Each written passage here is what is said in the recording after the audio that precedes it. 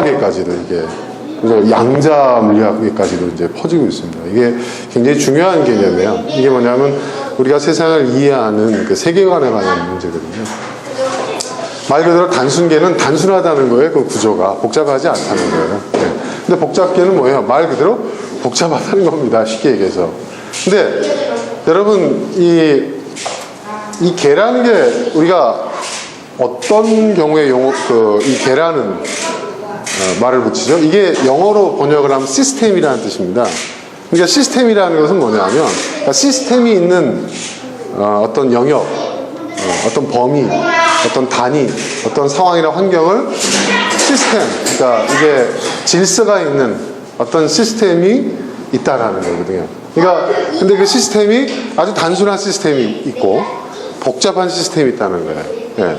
그러니까 이 복잡계가 뭐 말 그대로 더 어려운, 정말 우리가 이해하기 복잡한 것인데, 무질서, 그러니까 여기가 완전한 무질서도 아니에요. 그렇다고 또 완전한 질서가 있다고도 얘기하기도 참 어려워요. 그 중간 단계. 그러니까 질서가 아예 없는 것도 아닌데 그렇다고 질서가 이거다라고 명확하게 집어넣을 수 없는 그 중간쯤에 있는, 그래서 대단히 복잡한, 하지만 지금 그 연구 발표에 의하면 점점 우리가 살고 있는 세상이, 우리의 인생이, 또 우리의 어떤 어떤 우리의 감정이나 어떤 우리의 그 이성, 우리의 뇌과학, 이런 측면이 이 복잡계의 영역이라는 것이 점점 확실해지고 있고요. 그리고 우리가 이제 인생을 바라보고 우리가 살 세상을 바라볼 때, 또 우리 자신을 이해하고 타인을 이해할 때 우리가 단순한 시스템으로는 이해가 할 수 없다는 거예요. 이제는 굉장히 이게 복잡해지고 있다는 거죠. 이 복잡해질 수밖에 없는 것이, 이게 계속 뭐냐면 여기에 가장 중요한 것은 구성 요소라는 건데, 이 개별적인 구성 요소들이 점점 복잡하게 서로 작용하고 융합하고 새로운 조합을 이루기 때문에 복잡하다는 거예요. 그러니까 단순한 게 아니에요. 우리는 단순하게 생각하는데 어떤 주어진 조건만 우리가 거기에 부합하면 그 문제가 해결될 거라고 생각을 해요. 그렇지 않다는 거예요. 네. 우리가 해결책을 제시하면 여러분 있지 않습니까? 그 문제가 해결된 게 아니에요. 그 해결책에서 또 새로운 문제가 나와. 더 복잡한 문제가 나와요. 그러니까 여러분, 해결책이 많다는 것은요, 그만큼 뭐예요? 더 문제는 복잡해지고 상황은 더 어려워진다는 거예요. 이게 굉장히 아주 중요한 포인트가 있습니다. 예를 들어서 여러분 요즘 이제 우리 인류를 공포에 떨게 하는 슈퍼박테리아 얘기 들어보셨죠, 여러분? 그 슈퍼박테리아에 대해서 뭐예요? 우리가 항생제를, 강력한 항생제를 만들어내면 그 항생제를 이겨내는 또 새로운 그 세균이, 바이러스가 또 발전하지 않습니까? 진화하지 않습니까? 발전되고. 이게 뭐냐면, 이게 단순히 어떤 생물학적, 세균학적 어떤 그 영역에서만 그런 게 아니라요, 우리가 살고 있는 모든 삶의 문제가 그렇다는 거예요. 그러니까 결국 뭐냐? 해결책은 없다는 거예요. 네. 해결책은 없다는 거예요. 이거를 우리가 인식을 해야 돼요. 그러니까 여러분, 우리의 삶에 있어서 근본적인 해결책은 없는 거예요. 답은 없는 거예요. 그러니까 답은 뭡니까, 여러분? 답은 뭐예요? 주어지는 것도 아니고 뭐예요? 만드는 거예요. 그죠? 그럼 우리는 뭐예요? 계속해서 답을 만들어가는 인생을 살아가야 하는 거예요. 굉장히 중요한 얘기입니다. 오늘 본문 말씀 잠깐 띄워줘 보실래요? 여러분, 지혜가 많으면 좋을 거라고 우리는 생각을 했어요. 그렇죠? 그리고 아는 게 많으면 얼마나 좋습니까? 무지보다 낫잖아요. 그런데요, 이 지혜의 왕인 솔로몬이 얘기하기를 지혜가 많으면 번뇌가 많대요. 그리고 아는 것이 많으면 걱정도 많아요. 여러분, 실제로 그렇지 않습니까? 세상을 많이 알면 많이 알수록 어떨까요, 여러분? 걱정거리가 줄까요? 아니면 걱정은 늘까요? 늡니다. 애들은 단순해요. 아는 게 별로 없어요. 그렇죠? 모르기 때문에 여러분 단순하고, 어쩌면 저렇게 애들은 저렇게 뭐라 그럴까, 천진스러울까? 때묻지 않아도 그렇지 않습니다. 여러분, 지혜가 많으면 번뇌가 많을 수밖에 없어요. 아는 게 많으면 걱정도 많아요. 네. 그렇다고 해서 그럼 난 나는 그냥 단순하게 살래. 난 더 배우지 않을래. 그러면 그게 또 해결책일까요? 아니죠. 인류의 3대 불행 중에 하나가 뭐라고요, 여러분? 무지입니다, 무지. 인류 역사를 불행하게 하는 세 가지 큰 이유가 있는데 그 중 하나 뭐라고? 대표적인 이유가 무지예요, 무지. 무지는 더 큰 불행이죠. 그럼 도대체 어떻게 해야 돼요? 이 말 자체가 우리가 살고 있는 세상이, 우리의 인생이 복잡계라는 것을 이야기하고 있는 거예요. 여러분 어떻게 하시겠습니까? 자, 우리가 살고 있는 세상이 단순한 세상이 아니에요. 복잡해요. 지혜가 많을수록, 아는 것이 많을수록 좋을 거라고 생각하는데 그렇지가 않다는 거예요. 또 자본주의 사회에서 여러분 돈이 많으면 좋을 것 같죠. 예. 근데 여러분 돈 많은 사람들 제가 이렇게 대해보니까요, 이거는요 돈을 버는 것보다 여러분 돈을 지키는 게요 더 어렵습니다. 우리도 얼마 안 되는 월급, 얼마 안 되는 수익을 가지고 이거 여러분 어떻습니까? 들어올 땐 그나마 좋은데 뭐 그죠? 그냥 스쳐 지나가는 것 같아요. 그죠? 제 통장을 스쳐 지나가는 숫자들일 뿐이에요. 그죠? 그죠?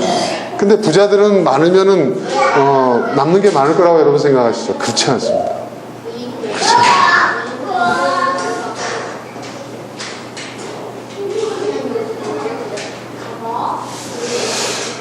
고민이 많습니다. 네. 그리고 그 많은 것을 지키기 위해서 개인의 일상, 우리가 평범하게 누리고 있는 일상적인 행복들, 소소한 행복들은 다 포기해야 돼요. 개인의 삶이 없어요. 제가 존경하는 블레잉학교 회장님도 제가 여러 개 가까이서 뵈면 개인의 삶이 없어요. 그런 시간을 낼 수가 없어요. 그리고 365일 다 일해요. 그렇습니다. 임원들한테 전화가 와요. 연휴 얼마 전에 연휴 다 쉴 거야? 네, 그죠. 난 나와서 일하는데. 네.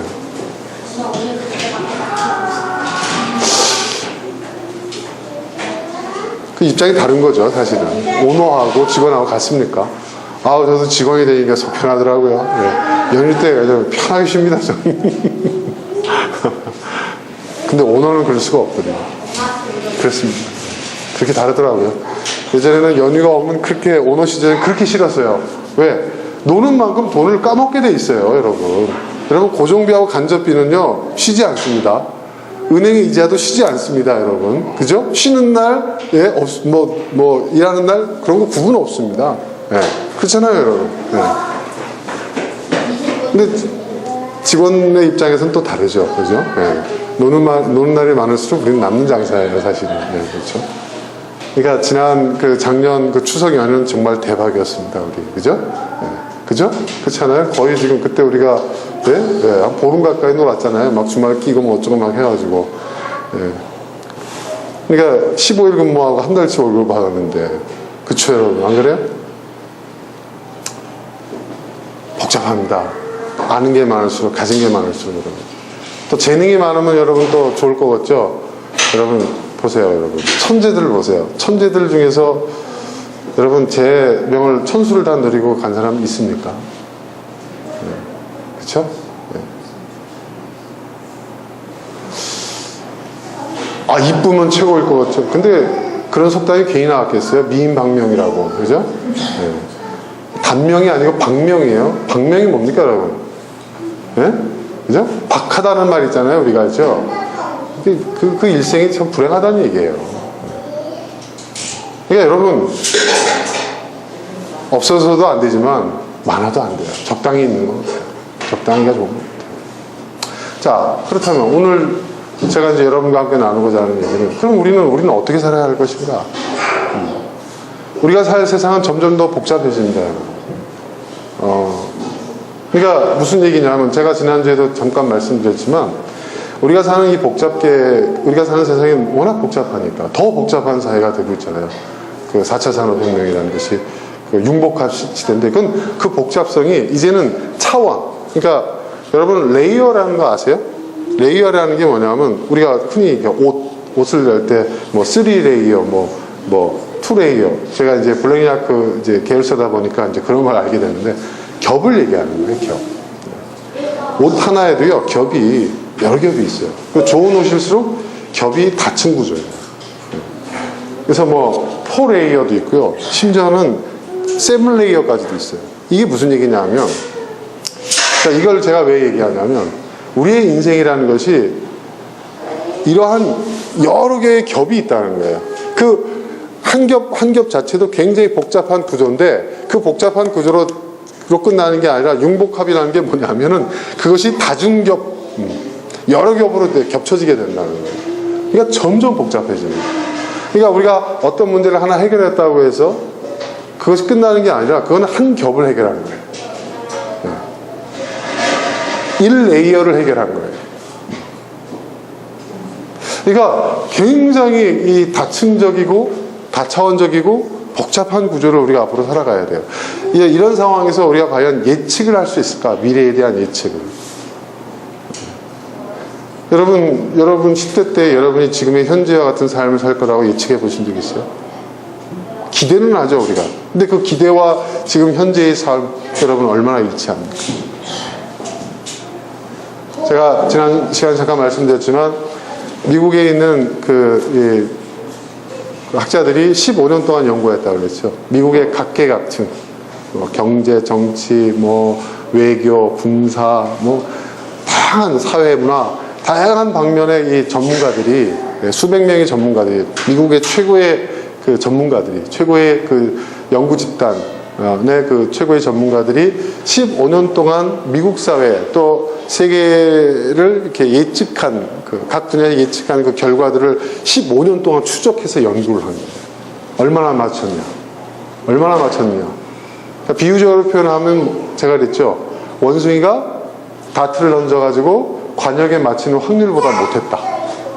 네. 네. 이 말은 무슨 얘기인 줄 아세요, 여러분? 네? 아무 의미가 없는 예측이었다는 거예요. 그 예상대로 되어진 것이 아주 극소수에 불과했다는 거예요, 실제. 그리고 더 놀라운 건, 여러분 블랙스완이라는 말 들어보신 적 있죠? 블랙스완이 뭡니까, 여러분? 절대로 이러한 일은 일어날 수 없어. 이것은 존재할 수가 없어. 가능하지가 않아. 라고 얘기하는 것이 일어나는 현상이죠. 블랙스완. 이게 왜 블랙스완이라고 하냐면, 백조는 여러분 다 뭐예요? 하얀 백조잖아요. 화이트 스완이잖아요. 유럽의 학자는 블랙스완이라는 것은 있을 수 없는 것이었죠. 그런데 블랙스완이 있었어요. 어디에 있었죠? 호주에. 네. 네. 호주에서 블랙스완이 있었죠. 그 블랙스완은 최초로 호주에서 발견된 거예요. 그래가지고 그 전까지는 블랙스완이 세계에 있는 줄 몰랐던 거예요. 근데 블랙스완이 딱 발견하는 순간 있을 수 없는 일이 벌어졌다고 그 영국 학계가 난리가 났었죠. 근데 그거를 따온 거예요. 이 블랙스완이. 절대로 일어날 수가 없어. 이거는 가능하지가 않아. 에이, 절대로. 이거는 뭐 불가능이야. 라고 얘기하는 그 일이 더 자주 일어난다는 거예요. 그것이 블랙스완이라는 거예요. 그러니까 불확실성, 불예측성. 왜? 세상은 너무 복잡하니까 이제는 무언가를 예상한다는 것 자체가 아무 의미가 없는 거예요. 그리고 예상은커녕 에이, 아무리 뭐 잘못된다 해도 이런 일은 일어날 수가 없어 라는 일들이 일어나는 세상이라는 거예요. 그게 블랙스완이에요. 자, 그러면 이런 세상을 우리는 어떻게 살아야 할 것인가? 이게 굉장히 중요한 문제예요. 굉장히 중요한 문제. 이것만 하면은 돼. 이게 아니라는 거예요. 여러분, 요즘 젊은이들이 말입니다. 여러분, 요즘 젊은이들이, 이 청소년들이 툭 하면 연예인 되고 싶어 하잖아요. 연예인. 그죠? 그러니까, 근데 연예인들이 이렇게 성공하고 주목을 받고 돈도 벌고 유명해지고 하는 게 부럽죠. 하지만은 그 연예인이 되는 확률은요, 여러분. 예? 서울대학교 법대 들어가는 것보다 서울대학교 의대 들어가는 것보다 더 어렵다는 거 알죠? 확률적으로. 예. 그렇죠, 여러분?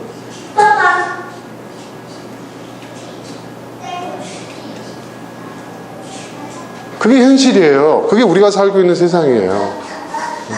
우리는 조건 한두 가지만 맞춰서 우리가 꿈꾸고 우리가 계획했던 것을 성취하는 그런 세상이 아니라는 거예요.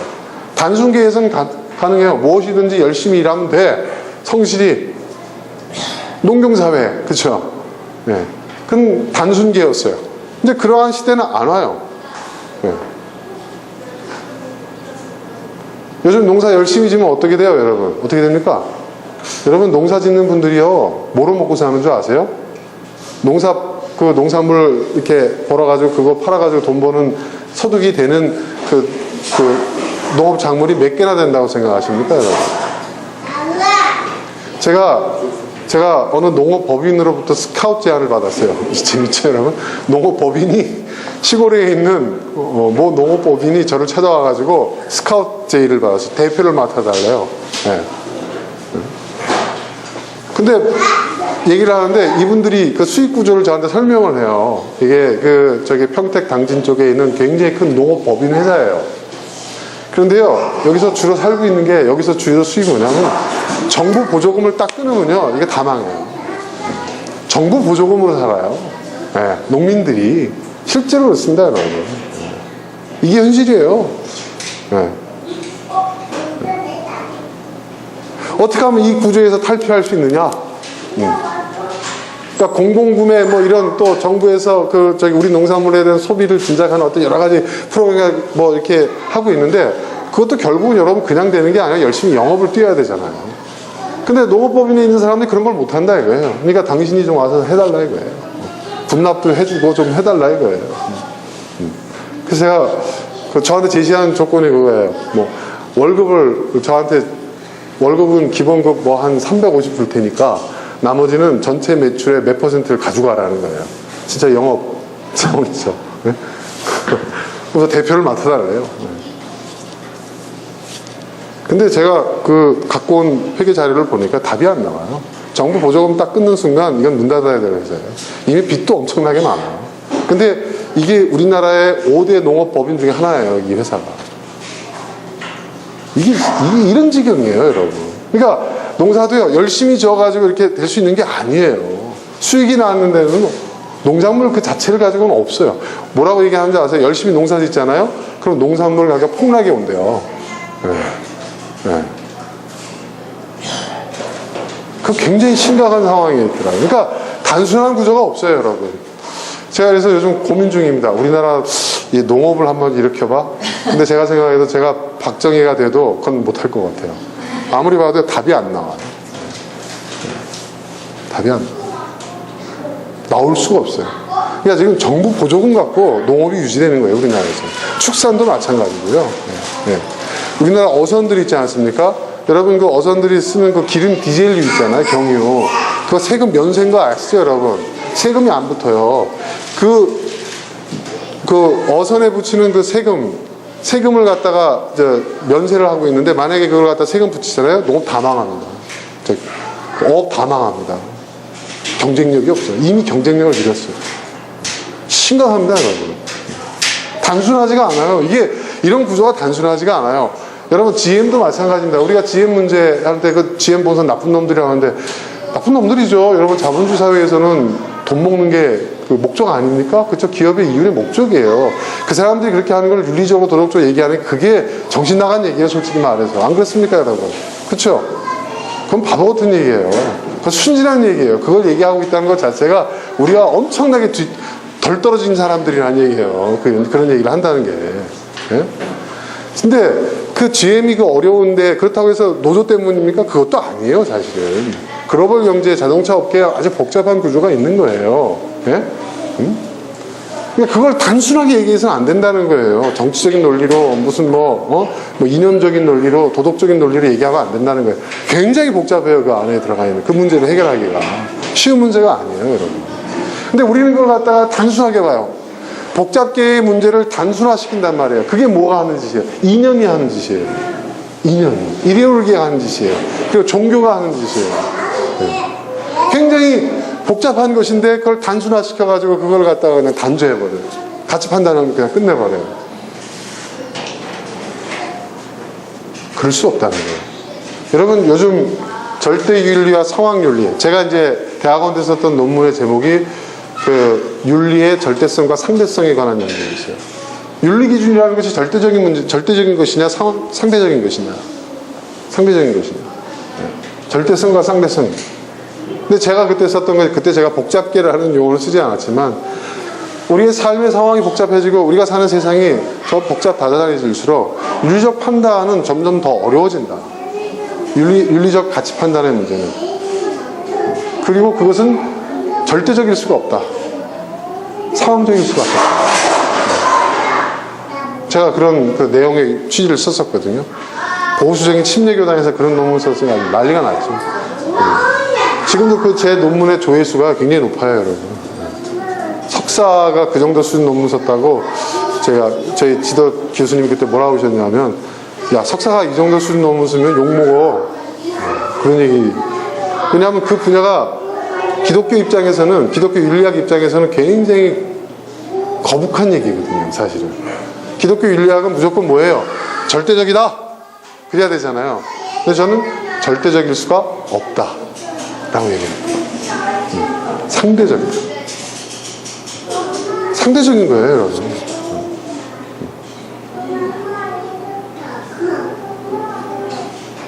제가 뭐 우리의 신앙의 대상에 하나님이 상대적이라고 얘기한 게 아닙니다. 우리가 말하는 윤리라는 거. 굉장히 상대적이에요.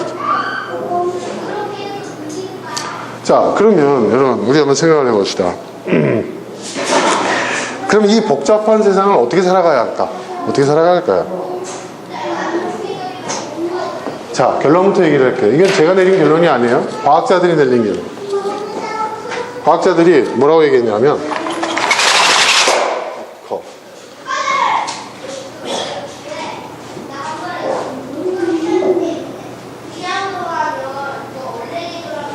복잡계에 정답은 없다. 결론 내렸어요. 없어요. 복잡계에서 정답을 찾는 것은 가장 어리석은 것. 답이 있을 수가 없다는 거예요. 그럼 복잡계에서 문제를 해결하는 방식은 어떻게 해야 되는 거예요? 우리가 뭐예요? 우리가 당면한 우리의 문제에 우리의 답을 우리가 만들 수밖에 없어요. 답을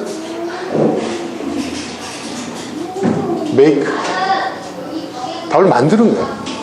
make라는 건 뭐예요, 여러분? make라는 것은 네? 만든다는 거잖아요. 그죠? 만든다는 거예요. 답을 만든다. 그리고 이 make라는 단어에 어원을 들어가면 이게 뭘 이렇게 짜서 맞춘다 이런 느낌이 있는 거예요. 그러니까 새로운 것을 만드는 것은 뭐예요, 여러분? 크리에이션, 뭐 크리에이티브, 뭐 우리가 그렇게 얘기하잖아요. 근데 make는 뭐예요? 있는 걸 가지고 조합하다. 있는 걸 가지고 해결한다. 있는 걸 가지고 만든다. 이런 얘기가 있어요. 그런 의미가 있어요. 답을 만드는데 이 답도요, 한 가지가 아니에요. 여러 개의 답이 있을 수 있어요. 여러 개의 답이 있을 수 있어요. 여러 개의 답. 그러니까 이게 다 답이다. 그러니까 이게 다 답이니까 이 중에 하나만 하면 문제 해결돼. 이게 아니라는 거예요. 이런 차원이 아니라 우리가 이 복잡계에서의 문제를 해결하기 위해서 어떤 답이라는 걸 만들 수 있는데 그 답이라는 것은 여러 개가 나올 수 있어요. 중요한 건 뭐냐? 이 중에 어느 거를 우리가 선택하는 거예요. 어느 걸 선택하는 거예요. 이게 굉장히 중요한 거예요. 어느 걸 선택하는 거예요. 선택. 네. 선택의 문제. 이게 굉장히 중요한 얘기입니다. 그러니까 무슨 얘기냐면 어떤 문제를 해결하기 위해서 우리가 그 문제에 대한 여러 가지의 해답을 만들고 그리고 그 해답에 대해서 우리가 최종적으로 어느 것을 선택하느냐. 그러니까 복잡계에서는 중요한 건 뭐냐? 이 선택이라는 거예요. 네, 선택. 근데 이 선택을 했다고 해서 끝나는 게 아니라는 거죠. 내가 이걸 선택했어. 그래서 그 선택이 바로 우리의 문제를 해결해 주는 게 아니에요. 이건 뭐냐? 이것은 이제 뭐예요? 그 문제를 해결하기 위한 우리의 방법, 우리의 수단, 우리의 도구가 되는 거예요. 그 다음부터 뭐예요? 우리는 그 문제를 해결해 나가야 한다. 그리고 해결해 나가는 과정에서 이게 아니었네? 라고 하면 어떻게 돼요? 우리는 이 선택을 바꾸는 거죠. 이게 복잡계에서의 유일한 해결 방식이라는 거예요. 그런데 이게 의료계에도 그대로 적용이 돼요. 의료계에도. 그쵸? 이 사람의 증상, 진단, 뭐 이거 다 내리고 그러면 어떤 처방이 가능할 것인가를 놓고 이 환자의 상태를 보고 의사가 그 보호자, 환자 당사자와 선택을 해요. 그죠? 그리고 그 사람의 그 질병을 해결하기 위해서 그 방법 선택한 걸 가지고 치료를 하다가 이게 효과가 없으면 어떻게 돼요? 이 약은 아닌 것 같습니다. 그럼 다른 방법. 그죠? 그렇죠? 근데 이게 사실은 비즈니스의 영역에서도 또 IT의 영역에서도 뇌과학의 영역에서도 이걸 제일 잘하는 데가 어딘지 아세요, 여러분? 지금? 인공지능 부분, AI 부분. AI 부분이 연산을 한다는 거거든요, 여러분. 이 과정이 빠르게 돌아간다는 얘기예요. 그렇죠? 이 과정이 빠르게 돌아간다는 얘기예요. 인간보다. 이것을 얼마큼 빨리 돌려가지고 수없이 빨리 이 중에서 가장 최적의 것을 찾아내느냐. 그게 AI잖아요. 그죠? 이게 사실은 4차 산업혁명 시대, 우리가 4차 산업시대에 문제를 해결하게 되는 프로세스인 거예요. 이 과정. 표준들. 우리도, 그러니까 여러분, 우리가 살면서 오직 한 가지, 이거밖에 없어. 과거에 우리 농경사회, 유교사회, 그 단순한 시스템이 지배했던 사회 속에서, 세상 속에서는 이거 하나야. 입신양명. 열심히 공부해. 선비는 무조건 과거의 국제에서 이름을 드높이고 입신양명이 최고야. 그랬죠. 주어진 같은 사회적 신분 그 범위 안에서 자기가 할 수 있는 최선. 답은 아주 단순했어요. 그렇죠. 거기에 매달리면 됐어요. 근데 이제가 아니라는 거예요. 여러분, 공부 잘하면은 좋죠. 못하는 것보다는 낫겠죠. 근데 공부 잘한다고 해서 이 복잡계의 일을 살아가는데 모든 문제를 해결할 수 있을까요? 여기서도 성공할 수 있을까요? 그렇지 않습니다. 절대로 그렇지 않습니다. 돈이 있다고 해도요, 돈 잃기가 더 쉬운 세상이에요, 복잡계가. 우리가 이거를 알아야 돼요. 자, 그러면 여러분 어떻게 하시겠습니까?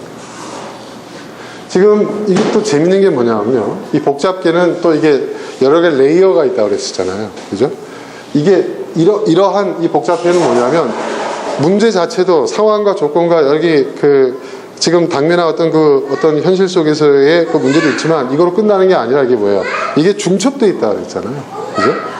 레이어 구조로 돼 있다고 그랬잖아요. 이거는 한 겹을 해결해 나가는 과정인 거예요. 그러면 예를 들어서 뭐 여러 개의 겹이 있다고 한다면 동시다발적으로 이러한 시도들이 동시에 이루어져야 됩니다.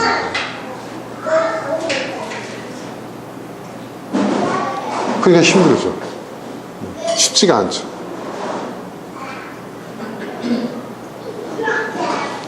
이제 가정주부도요, 여러분, 단순히 뭐 그냥 열심히 애들 키우고 뭐 남편 뒷바라지하고 집안 살림 잘하고 이런 시대는 지났어요. 이제 가정도 경영해야 돼요. 여러분, 경영해야 돼요. 가정주부들도 이제 뭐예요? CEO처럼 생각해야 돼요. 스스로도. 왜냐하면요, 여러분, 가정 파산이 지금 우리나라 굉장히 심각한 상황까지 와 있어요. 사실상 파산 상태에 있는 가정이요, 우리나라 전체 가정 중에 몇 프로인 줄 아세요, 여러분? 놀라지 마세요, 여러분. 사실상 파산 상태에 빠진 가정이 68%가 나와요. 68%. 여러분, 이게 무슨 얘기인지 알아요? 파산이라는 게 뭐예요? 기업에서 파산이 뭐예요? 부채를 상환할 능력이 없는, 그죠? 그렇죠? 부채 상환 능력이 없는 회사가 파산이에요. 근데 우리나라 전체 가정 중에서 부채를 상환할 수 없는 지경에 빠져 있는 가정이 68%라는 거예요. 여러분, 이거 굉장히 심각한 얘기입니다. 심각한 얘기예요. 가계 경제가 무너지면요, 네. 어떻게 되죠, 여러분? 끝장나죠. 여러분, 과거에 그 IMF 시절에 살아남은 은행들이 어떤 은행들이 살아남은 줄 아세요? 기업을 상대로 하는 은행들은 다 망했어요. 그죠? 뭐, 동아은행, 제일은행, 외환은행, 그죠? 네. 살아남은 은행이 어떤 은행들이에요? 네? 가장 대표적인 게 국민은행, 그죠? 그리고 그 당시에 이제 그 몇몇 은행들, 주택은행, 뭐 그런 거. 가계를 상대로 하는 은행들만 살아남았어요. 가계를 상대로. 근데 지금 뭐냐? 그 가계가 지금 부실화되고 있다는 거예요. 68%가 사실상 파산 상태. 빚을 갚을 수 있는 능력이 아니다.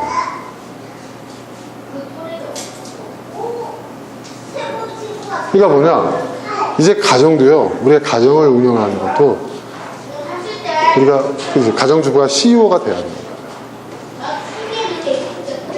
굉장히 심각한 상황입니다.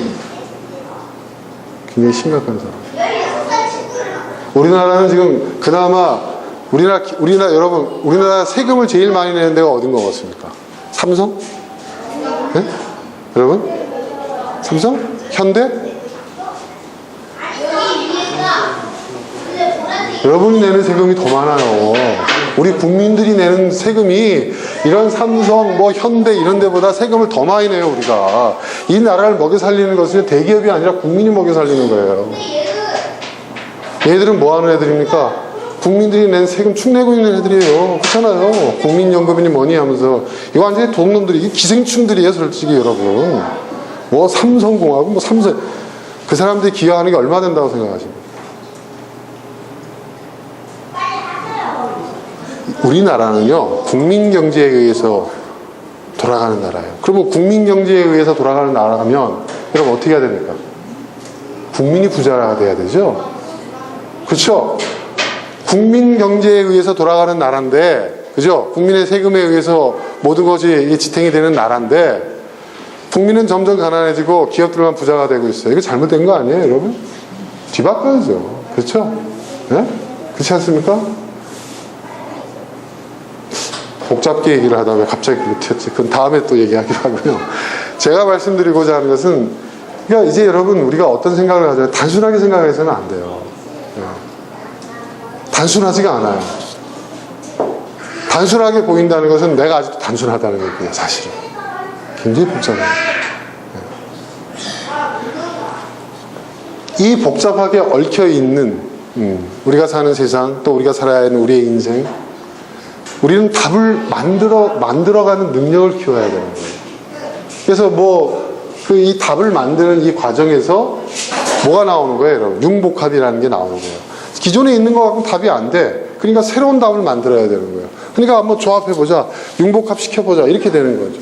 그리고 또 새로운 어떤 근원적인 아이디어가 나와야 돼. 그러니까 인문학에 대해서 관심을 갖게 되는 거예요. 그렇죠, 여러분? 그리고 이제 학문의 경계가 무너지는 거죠. 이제는 뭐 철학과 과학이 손을 잡고 일을 하고, 그렇죠? 전혀 상관이 없는 분야라고 생각했던 분야들이 뭐 여러 개의 분야들이 같이 서로 이제 융복합을 이루는 거예요. 답을 만들어내는 답, 새로운 답.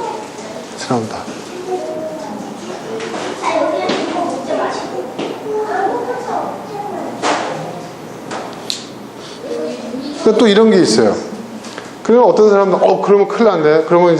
그러면 이런 시대에 우리가 살기 위해서 우리는 기존에 해왔던 걸 다 버리고 새로운 거 첨단을 추구해야 되겠네. 이렇게 생각하는 사람들도 있어요. 근데 그렇지 않아요. 꼭 그렇지도 않아요. 지금까지 내가 해왔던 걸 가지고 그걸 가지고 또 새로운 것도 할 수 있는 거예요.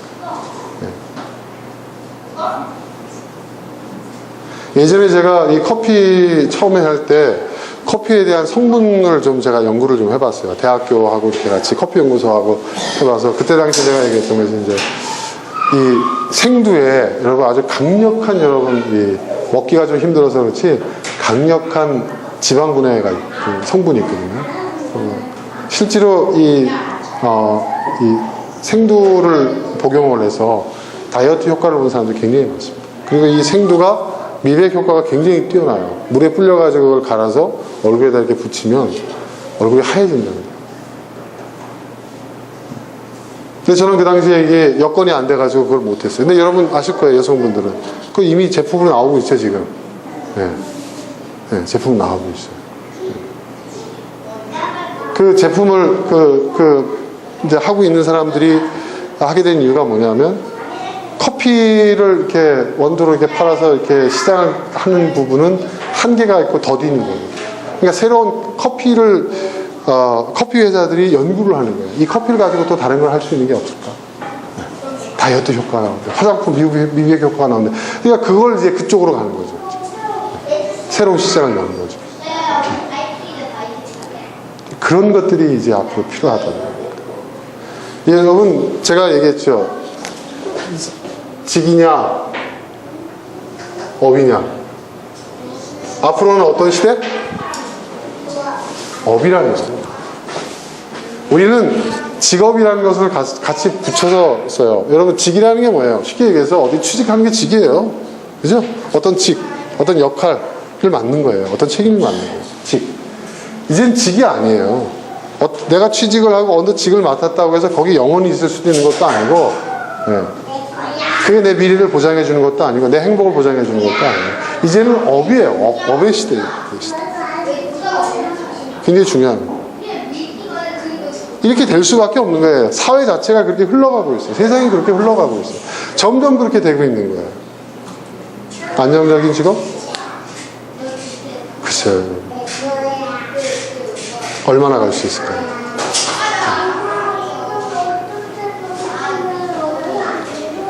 그러니까 우리는 어떤 준비를 해야 될 것인가? 아니, 이미 그런 시대가 와버렸어요, 여러분. 왔다고요. 네.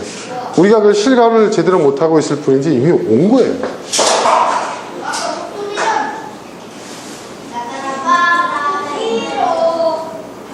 제가 지금 맡고 있는 직에 대해서도 제가 잘 하기 위해서 열심히 노력을 하지만 이 직이 나의 미래와 나의 그거를 보장해 주지 못하기 때문에 저는 항상 이거를 또 준비하고 있어요. 네.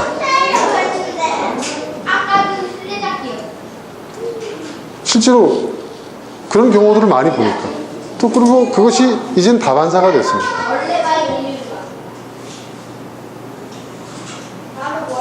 자, 그러면 여러분 우리는 이제 뭐야? 답을 찾아내는 능력이 아니라 뭐예요? 그죠? 답을 만드는 능력을 키워야 돼요. 답을 만들어가는 거예요. 그러니까 여러분 아까 지혜를 더하고 아는 것이 많아지는 것이 근심을 더하는 것이다, 걱정을 더하는 것이다 하지만 그 근심과 걱정이라는 것이 딴 게 아니라 이 답을 만들어내는 과정 속에 근심과 걱정이에요. 우리는 여전히 더 지혜로워지기 위해서 노력해야 돼요. 더 현명해져야 되고 더 많은 것을 알고자 노력을 해야 돼요. 그래서 비록 근심거리가 많을지라도 그걸 통해서 우리는 어떻게 돼요? 답을 만들어내는 능력을 키우는 거예요. 옛날에는 그랬어요. 우리나라가 굉장히 어려운 개발도상국 그런 시절에는 외국물 먹고 오면 유학 갔다 오면 어떻게 돼요? 그냥 뭐 보장돼 있었어요. 그런 시대가 있었어요. 근데 그런 시대를 꿈꾸면서 지금 유학 가는 사람이 있다면 정말 시대착오도 그런 차원이 없는 거예요.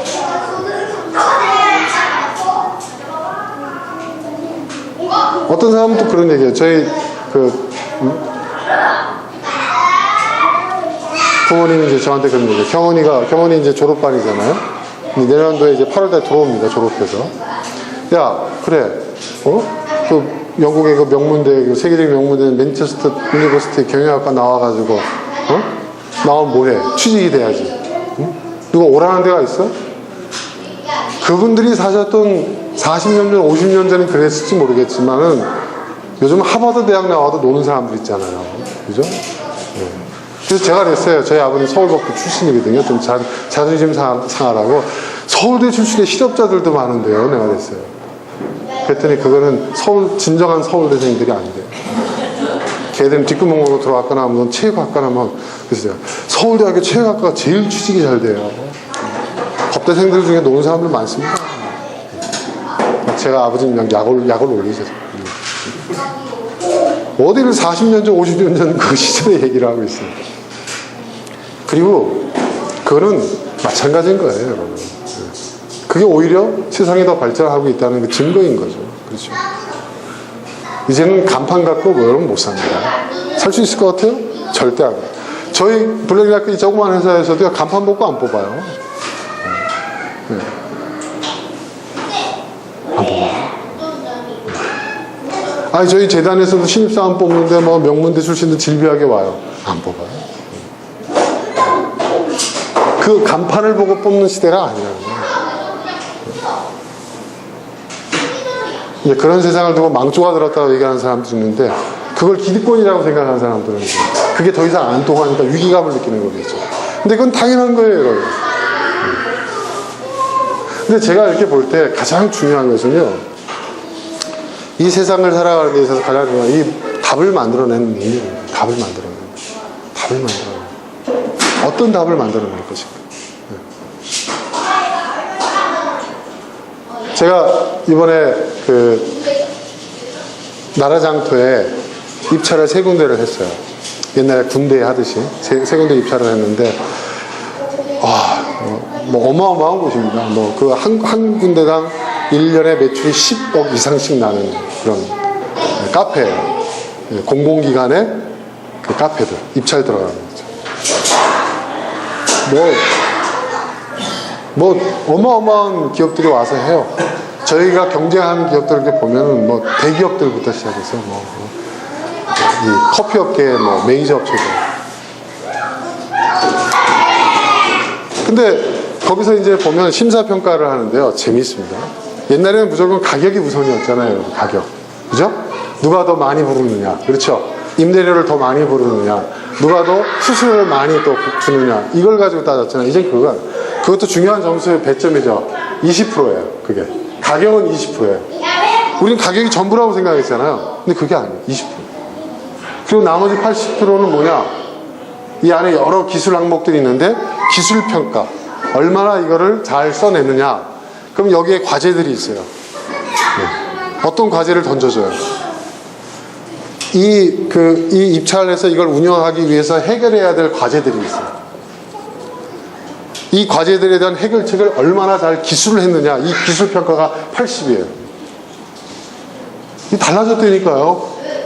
나라 입찰, 그러니까 나라장터에서 입찰하는 그것도요, 내용이 완전히 달라졌어요, 이제. 예전에 이러지 않았어요. 예전에는 이게 80점이었어요, 이게. 네.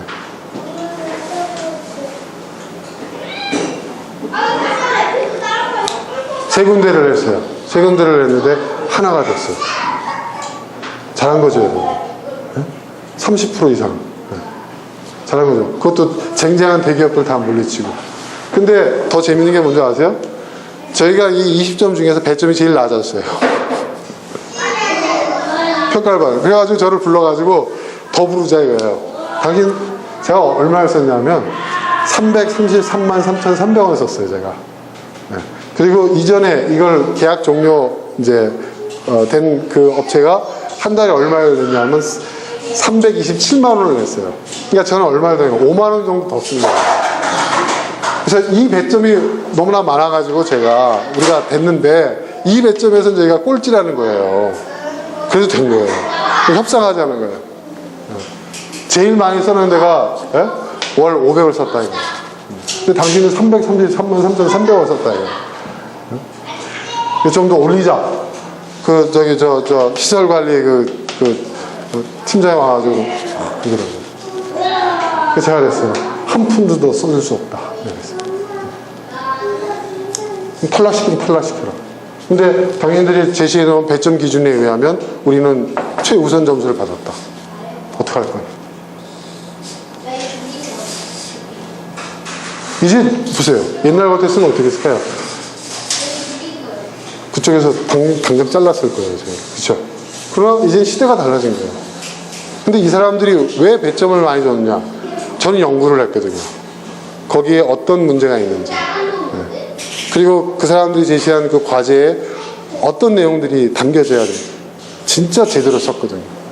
그러니까 우리가 제시한 문제 해결책이 20몇 개의 업체들 중에서 제일 낫다고 판단을 한 거예요. 그래서 월세는 좀 적게 받더라도 안정적으로 운영할 수 있는 우리 업체를 선정을 한 거예요.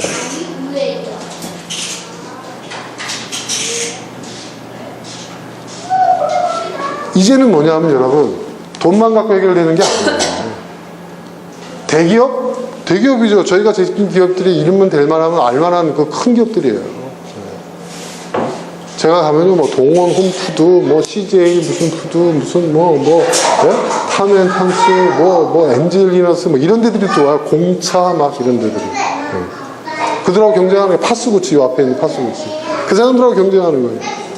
근데 뭐예요? 그들보다 우리가 제시한 해결책이 더 낫다라고 점수를 받는 거예요. 그러니까 이제는 관건은요, 여러분, 여기에 있는 거예요. 이렇게 만들어서 제시한 거죠. 이제 그들이 선택하는 거예요. 그러니까 여러분, 우리에게는 답을 만들어낸 능력, 그리고 그 답도 한 가지가 아니라 다양한 시나리오가 있어야 돼요.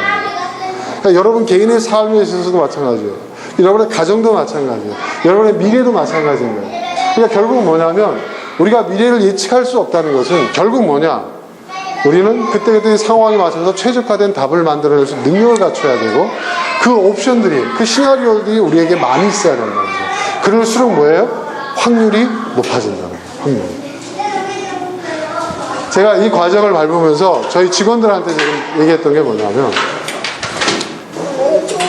제가 우리 직원들이 이런 경험이 없다 보니까 제가 이제 처음부터 시작을 해가지고 이제 입찰에 참여하는 것부터 서류 작업하는 이런 과정 속에서 제가 계속 이제 좀 교육을 했어요. 직원들. 그러니까 이번에 직원들이 정말 많이 배웠어요. 그러니까 세 군데를 일단 했는데, 첫 번째, 두 번째, 한 군데는 이제 국립암센터. 예. 거기가 가장 대박이었어요. 거기가 작년에 매출이 1년 동안 12억을 했어요. 카페 하나가. 예. 그리고 두 번째가 뭐냐면 카이스트에서 문화학술관이라는 큰 건물을 짓는데, 그게 도서관하고 붙어 있는 건물이에요. 그리고 여기에 그 학생 수가, 대전의 카이스트 학생 수가 12,000명이거든요. 그 도서관에 매점도고 카페도 없어요. 도서관과 붙어 있는 문화학술관이에요. 네. 예상컨대 제가 볼 때는 10억 이상 낼 수 있는 곳이었어요. 네. 그게 뭐 어마어마한 데들이 몰려들린 거죠. 그런데 더더군다나 이 학술관, 저희 카이스트 학술관 같은 경우에는요, 월 임대료가 얼마인 줄 아세요? 30만 원. 도대체 몇 개의 업체가 붙었을 것 같습니다. 우리나라 내노라는 뭐 모르겠어요. 그런데요, 여러분, 이 세 군데, 그리고 하나는 이제 또 국립대학교, 제가 이제 하나 든 거예요. 이 세 군데에서, 여러분, 세 군데에서 저희가 최종까지 다 갔어요. 최종까지. 제가 처음에 보통 보면 한 30여 개 업체가 입찰에 참여합니다. 30여 개. 30분의 1이 되는 거죠. 그러면 1차 심사 거쳐가지고, 명단을 발표해요. 그럼 이 사람들이 이제 제안서를 만들어요. 그리고 또 제출해요. 여기는 이제 서류 심사를 하죠. 서류 심사. 자격이 있는지, 실적이 있는지, 신용도 평가까지도 하고 다 합니다. 그리고 그 다음에 이제 제안서를 내면 제안서를 가지고 또 평가를 해요. 그리고 마지막에 통과된 업체들이 이 제안서의 내용을 근거로 해가지고 발표를 하게 됐어요. 질의응답을 받게 됐어요. 3번 냈는데 3번 다 여기까지 갔어요. 그리고 마지막에 하나가 된 거예요. 그리고 2개는 얼마나 치열했는지 공문이 왔어요. 뭐라고 공문이 온 줄 아세요? 미선정이에요. 미선정. 미선정이 뭔지 아세요, 여러분? 제가 이게 무슨 의미인지 잘 이해가 안 돼. 전화를 해서 담당자한테 미선정이란 말이 뭡니까? 했더니 뭐예요? 선정을 못했다는 거예요. 더 심사를 해보겠다는 거예요. 그래서 조마조마하는 가슴을 부여잡고 기다리고 있습니다, 저희는. 근데 한 군데가 발표가 났어요. 가서 도장까지 찍고 왔어요. 자, 이 과정을 통해서 우리 직원들한테 제가 그랬어요. 성공이라는 것은 확률을 높이는 것이다. 우리는 어떻게 하면 우리가 이 입찰에서 이 단계별로 우리 것이 채택이 될 수 있도록 할 것인지를 노력해야 된다. 그러면 그 사람들이 우리한테 제시한 여러 가지 어떤 자료들이 있어요. 그 자료들을 가지고 그 사람들이 던져진 과제에 우리가 해답을 만들어야 된다. 한 단계 한 단계 올라갈 때마다 이제 떨어지고 확률이 올라가는 거죠. 그리고 마지막 발표가 제일 어려웠습니다. 왜냐하면 제가 가서 PT를 하고 질문을 받아야 되는 건데. 근데 그때도 아무튼 그 직원들이 열심히 해요. 근데 더 중요한 게 있어요. 이게 딱 됐을 때, 하나가 딱, 세 개 중에 하나가 딱 됐을 때 우리 직원들이 만세를 불렀어요. 야, 역시 우리는데 뭐, 이제 대박 났다. 근데 저는 마음이 더 무거워요. 왜냐하면, 거기에 채택됐다고 해서, 물론 거기에 작년에 매출이 얼마인지 뭐 이게 다 우리한테 공개를 해줬지만, 그렇다고 해서 똑같이 우리가 기대했던 대로 그런 예상했던 결과가 나오는 보장은 없어요. 그렇죠, 여러분? 그렇지 않습니까? 여기에 입찰을 따내는 것과 실제로 그것을 운영해서 이익을 내는 것은 여러분 전혀 별개의 문제예요. 그렇죠? 전혀 별개의 문제예요. 그러니까 무슨 얘기냐면 우리가 하나의 과제를 해결했다고 해서 이 문제가 끝난 게 아니라 그 과제는 뭐예요? 더 큰 과제를 우리가 해결해야 될 더 큰 문제가 오고 우리는 또 다른 답을 만들어야 된다는 거예요. 이